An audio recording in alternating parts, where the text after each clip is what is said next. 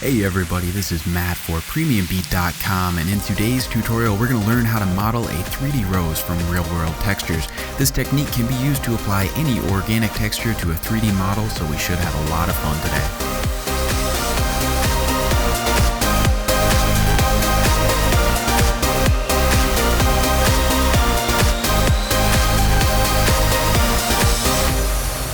So anyway, the only file you're going to need for today is actually going to be somewhere on this page. You can download a folder that should have all the images we'll make use of today, as well as the project file. So let's just jump into it by pressing F2 on our keyboard to go into our top view here. And I'm just going to go in my attribute manager and go down to view settings. And in my view settings on the back tab, I'm going to click this image window and import this rose petal Photoshop file that you can download on this page. So once that's imported, we'll be able to model a plane to make this petal shape. I'm going to just turn my transparency up a little bit, maybe to 29. And then in my primitives here, I'm going to go and click the plane. So on this plane, I'm going to just maybe turn up my width so it's a little bit closer to the size of this petal, and also my height till it's roughly the right size, and maybe position it a little bit down. So let's go back into our perspective view by pressing F1 on your keyboard, and we have a lot of polygons going on right here, and we really don't need that many. So why don't we turn our width segments down to about 2, and maybe our height segments down to 6, and then we'll make this object editable and name this object petal. So now let's go back into our top view by pressing F2 on your keyboard, and we'll now go into our point selection mode and basically just align these little points roughly around the flower. It really doesn't have to be perfect, just maybe get it a little bit closer than what you need, and we'll actually be cutting out the shape of this petal with an alpha matte, which is going to be a really cool little trick that I'm sure you'll be able to use for other projects down the road. So just basically move these little points in. It doesn't have to be perfect. Like I said, you're going to want this to be larger than what you actually need. So let's go back into our perspective view now that we've done that. And as you can see, we have a very perfect flower shape, and I'm just kidding. So let's go up into our filter here and just turn off our grid because it's kind of in the way for what we're trying to do.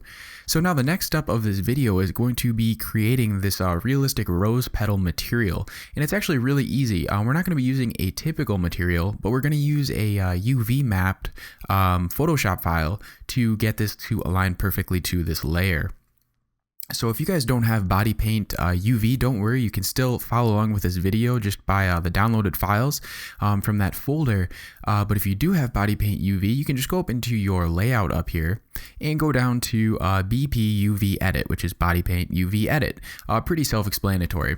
So now that we have our object right here and selected, you can tell all we're gonna have to do is go up into our paint setup wizard and just click this button and just make sure your petal is checked off, and we're gonna say next, next, and finish, and it's gonna pop up with this thing that says everything has worked great. So as you can see, we have a window over here that's popped up, and I can actually draw on here if I want, and it's gonna draw over here. It's very cool, but we don't need to do that today. So let's go up into our UV mesh, and as you can see, we have a new material on our petal that was created by this paint setup. And if we go into our layers, we just have a gray background layer that's pretty boring. So in order to add our texture, we're going to need an outline. So let's go into our UV mesh drop down here and just do show UV mesh so we can actually see this polygon shape that we made. But we still don't have a layer with this shape on here. So in order to add a texture, we do need this outline. So let's go up into our layer drop down here and just go down to create UV mesh layer. And with that selected, we're going to get a second layer just like you would in Photoshop. That's actually an outline of all the polygons. And with that set up, we can just go up into our file here and go down to save texture as right here and just save it as a Photoshop file. There's some other files you can work with if you're comfortable, but Photoshop is really the easiest for today's video. So let's click OK, and I'm just going to save this onto my folder on my desktop, and I'm going to call this rose petal texture normal, because we're actually going to be making 3 variations of this file that'll be really helpful for creating a realistic render. So let's go back into our standard layout right here. And now let's hop into Photoshop and just load this rose petal texture normal that we just created into Photoshop. So just 1 second while it opens, and then we'll drop our texture onto here, and I'll show you why this is so helpful. So I'm going to go ahead and grab my texture, my rose petal texture that you can download in the folder, and just drag this into my Photoshop file, and holding Alt and Shift, just scale up my petal till it's roughly the same size as my polygon. It really doesn't have to be perfect. So I'll just scale it down a little bit more, and we'll call that good. So I'm going to click this check mark up here, and then just hide these two layers. So my UV mesh layer and my background layer, and just do Command S on my keyboard to save it. And then we're going to hop back into Cinema 4D, and nothing's happened. The reason that is because we have to reload our texture. So if I double click this material, I'm going to actually call this material petal. We can go over into our color channel here, and on our texture, we'll just go down to reload image and just say yes. And as you can see, our texture that we just made in Photoshop is now placed onto our petal polygons that we've created in Cinema 4D. Now, one of the issues we're having here is if I do Command R to do a quick preview, you'll notice we have all this checkerboard and it's not a transparent image. So we're going to go ahead and fake an alpha matte to cut this out, and once again we'll hop back into Photoshop, and this is going to be our second variation of this file. So let's go ahead and select our rose petal layer, actually do Shift Command S to save this file as, and I want to make sure to save this as a different file name. So I'm going to call this one alpha. And then with your rose petal layer selected, let's go down into our FX and add a color overlay, and I'm just going to pick a nice easy white color, and that's going to cut this out for us. So with that selected, let's right click and go down to convert to smart object, and then we're going to go ahead and delete our background layer. And then on our UV mesh layer, let's just go and grab the paint bucket tool and drop a black texture onto the background. That actually did not work. So let me go ahead and delete this UV mesh layer and create a new layer and drop that on, and now add my black color. And that worked a lot better. So on your rose petal layer, let's go ahead and make this selection a little bit smaller so we're going to get a nice clean cut. So I'm going to hold Command and click my rose petal layer, and then go up into my selection menu and down to my modify, and I'm going to go ahead and go to smooth. And I'm just going to smooth this out maybe to 6 pixels and press OK. And then I'm going to go up into my selection menu again and go down to modify and click contract. And on this one, I'm also going to just set it to 5 pixels and say OK, and it's going to be smaller than what we need. And then do Command J on your keyboard, and it's going to duplicate or cut out that selection we had, and I can just delete this first rose petal layer. So let's go ahead and save this and hop back into Cinema 4D. And now what we can do is just go into our petal material and go down into your alpha channel right here and just select that. And what we're going to do is load the new alpha texture in here. So let's go and grab our rose petal alpha channel and our image and drop it on. And as you can see, it's actually cut out our texture, and we no longer are seeing those horrible little outlines. So this is looking pretty cool, but one of the things you'll notice if I zoom in is it still looks very much like a 2D image. And what's kind of nice about Cinema 4D is you can actually add a bump map to get a realistic looking texture on your material. So one of the things I like to do is actually go into my Photoshop one more time and actually open the last file we just worked with. Where would this be here? Open recent, the normal texture, and let's do Shift Command S one more time, and we're just going to call this one bump. I named it wrong, bummel, but this should still work great. So let's grab our rose petal layer and right click it and go down to convert to smart object, and I will go up into our image and adjustments. Also do right click rasterize layer, and then go up to image down to desaturate, and just select this so it's a grayscale image. And then we're going to go up one more time into our adjustments and turn on our curves layer or effects, and we're just going to boost this up until you get some nice contrast between your blacks and your whites of this image. So I'm going to say okay, that's looking nice, and then I'll delete these other two layers because we really don't need them anymore. So I'm going to do Command S on my keyboard and then hop back into Cinema, and we're all done with Photoshop for today. If you go ahead and load this image into your bump map, so the rose petal bummel texture, I'm going to say open. What this is going to do is actually add the whites and blacks are actually going to bump out our image. So I don't know if you can tell on this image right here, but it's actually bumpy now. So if I turn off my bump map, we're going to have a very boring 2D layer, like these little spots here are very boring. But if I turn on my bump map, they're going to actually look like they're popping out a little bit. You get a little bit of a shadow, and you can really turn this up if you want, and you should be noticing a difference through this screencast. But that's a nice way to kind of cheat nice organic looks. So that's looking nice. I'm going to just zoom out real quick. And, oh, sorry, actually, let's jump back into our petal texture and just turn on our reflection layer, just like you would for a realistic flower with like dew all over it. I'm going to turn this to maybe 16 should be nice. And on our transparency, let's also turn that on and just turn it down to maybe 9. So it's slightly transparent and a little bit see-through, just like a real flower petal. So this is looking very nice, but the video is hardly done, and we're going to get into the cool stuff right now. So I originally tried to deform this rose by using some deformers, and I just wasn't getting the look I wanted, so I ended up going a little bit a different route and using an IK chain to generate a little bit better movement for me. So let's go ahead and grab our petal layer and go into our polygon mode and do Command A on your keyboard to select all your polygons, right click and go down to subdivide, right click one more time and go to subdivide. So we have more than enough polygons for us to work with, and we'll get some better deformation. So now let's go back into our top view by pressing F2 on your keyboard and go into your attribute manager and go down to mode, view settings, select your back, and we're just going to go and unclick this show picture because we don't really need it anymore. So I'm going to save this right now by doing Command S, and we're going to now be jumping into the second part of the video where we're going to make a IK chain for realistic deformation and rig up this petal. I'll see you guys there. I hope you guys are having fun with the video so far. In this section, we're going to set up our IK chains to get some nice petal bends. So let's go ahead and go up into our character menu and just hold this little bar at the top and let go, and it's going to pop it out, and that's going to be helpful. And then we'll also do the same thing for our, what do we need here? Oh yeah, that's all we need for right now actually. So let's go into our top view by pressing F2 on your keyboard, and let's select the joint tool from this menu over here. So now that we have that selected, make sure you have a root null made and just select that. And then we're going to press P on our keyboard to bring up our snapping, or you can just go over here and click this magnet.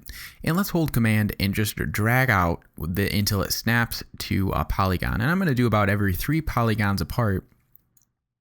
And yeah, it doesn't have to be perfect, but just keep dragging out like this until it just snaps to the middle, and we want a chain going right down the middle of our petal. So as you can see, we have a root null and then all the joints in a row, and this looks really nice. So one more thing we're going to want to do is just select this option over here and pop out this menu just by holding this top bar, and that's also going to be something we'll use in just a second. So now that we have that set up, we need to create some extra IK chains on the side so we can kind of bend the sides of this flower in a realistic manner. So let's go ahead and find our middle joint, and for me it looks like it's going to be joint number 4, the one right here, and I've selected it. So let's select our joint tool and make sure our root null is no longer selected. So we're actually going to build off this joint right here. So I'm going to check that, and holding Command, I'm just going to snap these joints to the polygons right here, and that looks very nice. So now we have one side of our petal. Let's get the other side. So I'm going to go up and select my joint 4, which is this middle joint again, and holding Command, I'm going to drag out and just grab these polygons one more time. Perfect. So that's all set up. Let's jump into our perspective view by pressing F1 on your keyboard, and as you can see, we now have an X of 3 different IK chains over the top of our petal.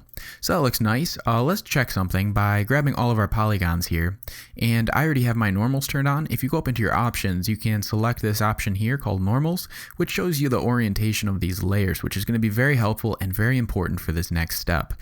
So with that all set up, what we need to do is create IK chains. Now luckily for us, there is a command that kind of automates it for us called create IK chain.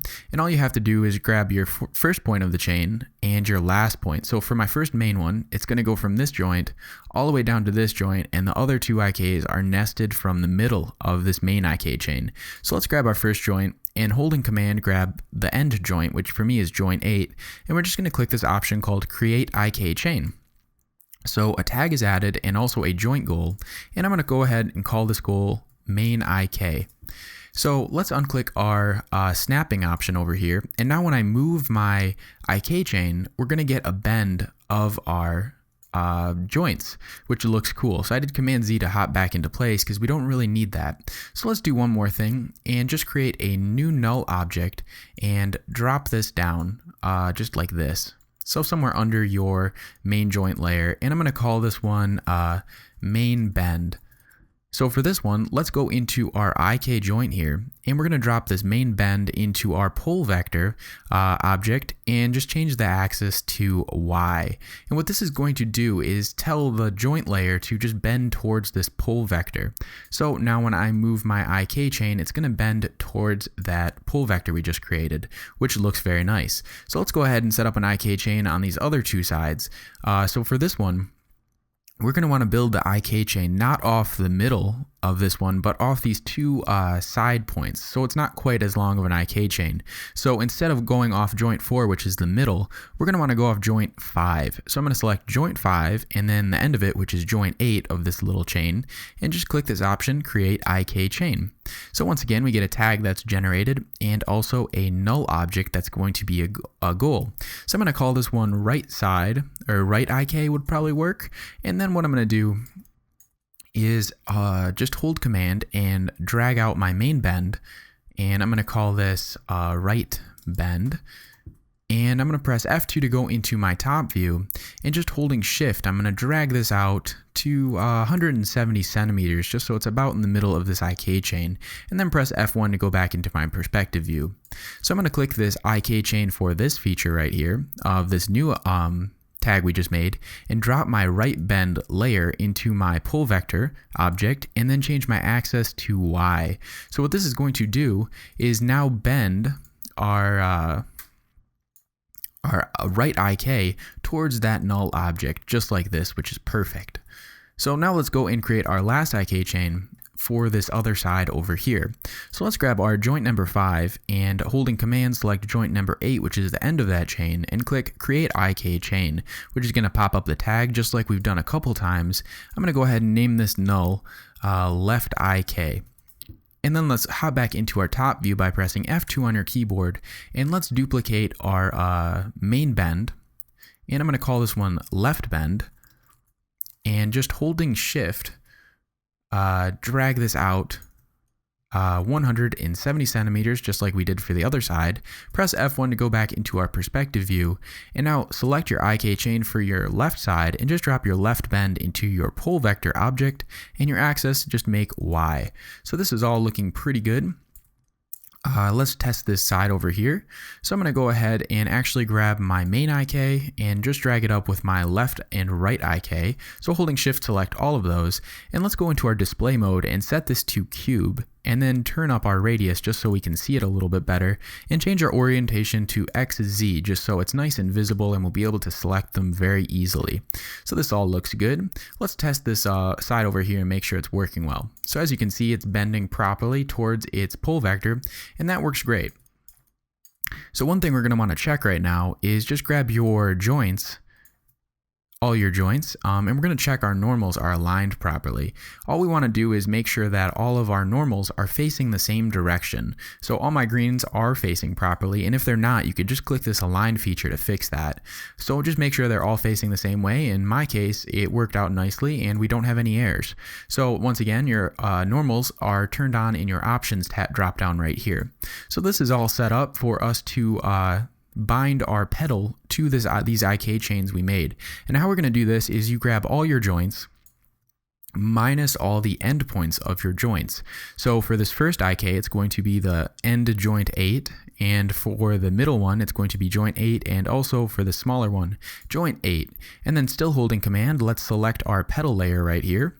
And what we're going to do is select this option called bind. So when we click this, what it's going to do is drop all of our joints into a weight tag onto our petal, as well as a skin.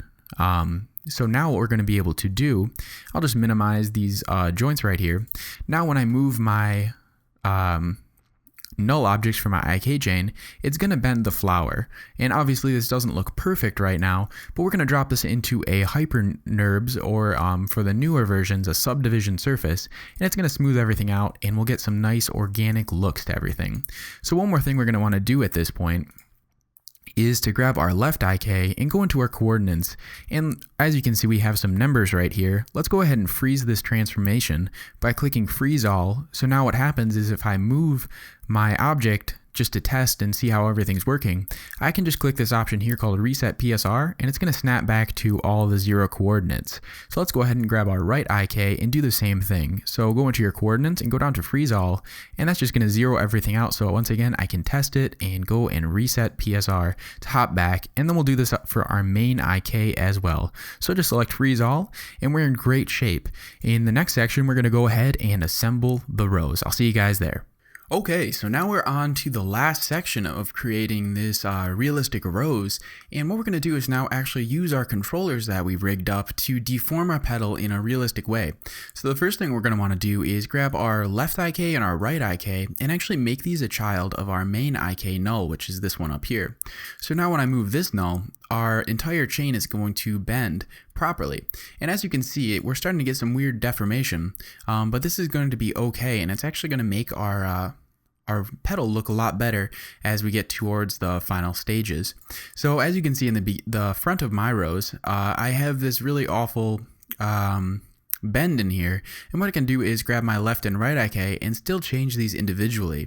So I'm just going to scale them up a little bit and soften out this bend, and now we can go and actually grab our left bend and our right bend controller and just move these back to once again soften up that angle, and that's why they're so helpful to have. So if I do a quick preview, we're going to see that we're starting to get a nice looking petal, and we're actually getting some creases in here that you wouldn't get if you used a typical deformer. So I'm just going to make sure this is looking good, and I am actually pretty happy with this rose shape, or this petal shape. It's going to all turn into what looks good for you. And now what we can do is actually go and grab a subdivision surface right up here, or in other versions of Cinema 4D it would be called a hyperNURBS, and go ahead and drop our petal into our subdivision surface to subdivide all of our polygons and smooth out everything. So now as you can see, we're starting to get some nice specular glows and highlights in here, and the petal is looking a lot more natural, once again with no light other than the default light in our scene. So now what we can do is actually hide all the stuff we don't need. If you would like to, you can go ahead and animate these IK controllers in a way to make the petal look like it's opening, or the flower look like it's opening. You can just animate those, and this video is just going to cover the actual photorealistic render, but you're going to be all set up to actually animate this as well. So let's go ahead and holding Alt, double click these traffic signals next to our you're going to double click until they turn all red, and just hide everything in the scene that we don't need to see. So the only thing I really want to see is this petal. I'm going to call it smooth petal. And now what we can do is just go into our display over here and change it to turn off our lines, just so we get the ground shading, just so we can just see our texture and really focus on how the flower is looking. So let's go ahead and grab all of our objects here and do Alt G on your keyboard to place them in a null, and I'm going to go ahead and call this null petal. So now what I can do is actually move my axis point of my petal so it makes a little bit more sense with our scene. So if I go and grab my enable axis modification tool over here and just turn it on, I'll be able to go ahead and move my point like this. And if you want, you can hop into your top view and just really line it up at the end of your petal just like this, and then hop back into your perspective, and it's looking pretty good. So I can just turn off my enable axis modification tool and then just select my petal, go into my coordinates, and just zero out everything, and this is going to place it in the middle of our scene perfectly. So this is going to be nice as we add our cloner, and will keep your workspace much cleaner. So let's go into our MoGraph module and grab a cloner and simply drop your petal into your cloner as a child, and we're going to get this linear clone as a default. And if we go ahead and change our mode to a radial array, we can change our plane to XZ so it lines up with our viewport. And as you can see, we have a very basic looking flower shape already started, and we're going to go ahead and tweak some more settings to really get this looking nice. One thing I'm not liking is we're actually getting a lot of specular highlights on our petals. So let's go into our petal settings here and just change a couple things. The first one, let's actually just turn off our specular so we get a little bit more natural glow though, once we add our lights, it's going to look better, and this looks a lot less cheesy. And let's go into our transparency settings and actually turn this up a little bit as well. I'm going to turn mine to maybe 25 or something, so it's a little bit opaque, just like a real flower petal would be. And our reflection, let's go ahead and turn this down to maybe 8, so it's not quite as bright and a little bit more organic and natural looking. So in our cloner settings, let's go ahead and make some more petals by turning our count up. I'm going to turn mine up to about 15, and as you can see, we're starting to get a lot of petals in this scene. And if we change our end angle, the revolutions that it'll take for all these clones to be made, if we turn this up, we're going to get more spins of our petals. So I'm going to go ahead and turn mine up to maybe 910 for now, maybe a little bit farther. I'm going to do 952 just so it's kind of evenly spaced. And now the trick of this is if you go into your MoGraph effector and grab a step effector, we're going to be able to tell each of the petals to change in the order they were created. Like each one would change a little bit more than the previous one. So if we go and turn off our scale, we'll really be able to see what's happening. Let's go and change our position so each clone will consecutively get a little bit lower down. So if you turn on your position checkbox and just make it the Y property down to maybe like -29, each clone is going to be a little bit lower. And then we can go into our rotation property and just change our pitch a little bit, so it kind of opens up at a different, a little bit more each time. And as you can see, we're already starting to get a very nice look, and it looks a little bit more organic. So as you can see, we have some petals that are intersecting each other, and you can either mess around with your scale properties or your rotation properties until you find something you're happy with. Everyone's going to have a little bit different numbers just from where you ended up placing your IK controllers. So one thing you can also do is go into your scale and turn this on, and turn off your uniform scale if you don't like it looking as big like this, and just go ahead and tweak some of these properties just a little bit more, just to give it a little bit of a different look. So just turn them up a little bit. All mine are about minus or 0.15 bigger or smaller or whatever, and it looks a lot better. So now we can actually go into our cloner, and you can mess around with your end angle a little bit more until you get less petal intersections, and you really have that look you want. So once again, this is going to be what ends up looking good to you and the style you are going for. And then you can also turn your offset on a little bit and your offset variation a little bit for even more natural little movements. And I might go into my step effector and try to tweak this just a little bit more. Let's see, maybe make it a little bit lower too. So I'm going to call this good, and as you can see, it's looking pretty decent. So this is going to be the first step, and if we grab all of our petals here and do Alt-G one more time to place them in a null, I'm going to call this Rose Layer 1. Now what we can do is create another cloner and simply nest our Rose Layer 1 into that cloner, and this is going to create a linear clone stack of our petals.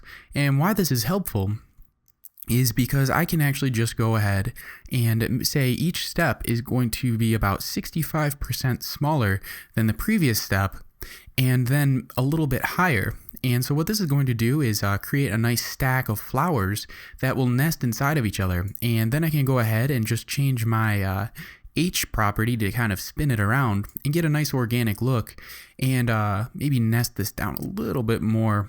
And as you can see, we already starting to have a very nice looking flower effect going for us. So let me go ahead and name this cloner Rose Full. And now we're going to set up the lights for our scene to really get this animation or this render to come together. So I'm going to click a camera and right click my camera, go to Cinema 4D tags and click the protection tag. So this way when I'm inside my camera, I'm not going to be able to change my angle no matter how hard I try. So I'll always have the same angle, and when you're setting up lights for a render, that's very helpful. So I'm going to click out, and now I can come out of my camera, and let's start by just creating a simple light. And we're going to make this type an area light and the shadow also an area shadow. Let's lift it up above our flower a little bit and simply rotate it so the blue arrow is facing towards the flower at 90 degrees. So now what we're going to do is kind of move it back a little bit and tilt it a little bit as well. And you just kind of want to angle it a little bit down towards your flower, maybe even pull it back a little bit more. And just think of like maybe where the sun would be coming down on this petal.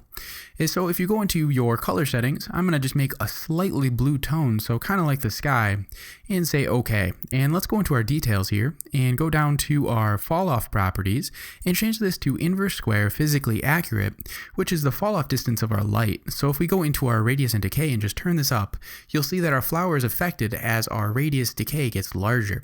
So basically nestle it about halfway through our flower to start bringing in some tones. And if I hop back into my camera here, let me just save this as a full flower, just to make sure we're going well. If I do a quick preview here, you're going to notice that the render is going to start to look nice, and we're going to have some shadows in here. And when we add another light in the front, it's really all going to come together. So this is going to be a dramatic render. Today, and we have this nice streak of light coming right over our flower, which looks really nice. So let's go ahead and create one more light, and what we're going to do is simply call this first one maybe like skylight, and we'll just duplicate it holding command, and I'm going to call this duplicate fill light, and we're going to place this light in front of our flower. So let's hop out of our camera by clicking this little square and move our fill light. We're just going to rotate it, and once again keep the blue arrow facing at the flower, and kind of place this a little bit down towards the floor, and we're going to try to kill some of those shadows we just created, but with a different color. So let's go into our fill light and change our general properties, maybe over to a kind of orangish yellow, maybe even in the beige area, just to kind of simulate some kind of sun, and this is going to soften up our scene. So if we go back into our camera, you'll notice that some of the shadows aren't as harsh anymore, and it's now going to look a lot nicer and a lot more organic. So as this is coming together, it should start to look pretty nice, and we can go into our render settings and tweak a couple more settings to really get this to come together. So I like this whole dramatic look, the really dark shadows and the nice bright highlights. You can go ahead and add more light to the scene or position it, but these settings will work great for you and really help your render come together. So I hope you guys have had fun with this video so far. Once again, this is brought to you by premiumbeat.com. And now what we can do is actually go into our render settings, and in your effects and presets, or your effects, you can go and grab an ambient occlusion, and the default setting is just going to turn it on, but this is going to create nice subtle shadows between your layers that'll really start to help. So one more thing I'd like to do for this scene is maybe add one more light, and with this one I'm just going to duplicate our fill light, and I'm going to call this duplicate bottom glow, I guess. And what I'll do is just position this once again with a blue arrow facing towards our flower, just beneath the flower actually, and maybe go into my bottom glow and actually just make this a pure white, and then turn my intensity down just so it's very subtle, but helps brighten up those bottom shadows that were very harsh. So I'm going to keep mine to 35, and now what we can do is actually add one more element to the scene to get it all to come together. If we go up into our light settings and grab a spotlight, we're going to go ahead and move this and make it so it's rotated 90 degrees and facing down towards the floor. And we can go ahead and lift this up and go into our light settings, and I'm going to call this ambient streak. So on our ambient streak, if you go into your project settings, we can tell the light to actually exclude an object. We don't want this light to affect our scene because I was happy with everything else. So if I drop my rose full clone into my exclude project property for my ambient streak, it's going to tell Cinema 4D is going to tell this light to not affect my flower, which is going to be perfect. So let's position this light roughly behind where the camera is looking, and go into our general tab and change our visible light on to volumetric. So that means it's going to be visible to the camera, and we'll turn our intensity down to maybe 43 or so. And in our details, let's turn our outer angle, or the width of our little circle at the end, down a little bit more so it's a little bit smaller like a streak, to 13. And if we go into our visibility, we can change our outer distance up quite a bit to maybe 2000 something would probably be fine. And if we go back into our camera settings, let's just go ahead and position this a little bit closer to the camera so we can see it. If we go back into our camera settings, we're now going to have a nice streak coming down by our flower that's going to look really nice. So I might actually go into my details one more time, or my visibility, and just really crank this outer distance up so it's a lot longer. So now when I do a quick preview, not only will we have our ambient occlusion playing into the scene, we'll also have this really nice moody streak in the background that won't affect our flower, but will add a little bit more atmosphere to our scene, as you're starting to see. Anyway, this was Matt Julka for premiumbeat.com. We have some more Cinema 4D tutorials coming your way, and I hope you guys had a lot of fun with this video and also learned a lot along the way. So in today's video, we learned about using realistic textures from Photoshop to map onto objects in Cinema 4D. We learned how to use an IK chain for realistic petal deformation, as well as set up a nice moody render to create a realistic rose. And there you go. So this is not quite a final render, but you'll start to see how the scene can come together. So feel free to download the project files and take a look for yourself how everything came together somewhere on this page. Anyway, thanks a lot for checking out the video. I'll talk to you guys later.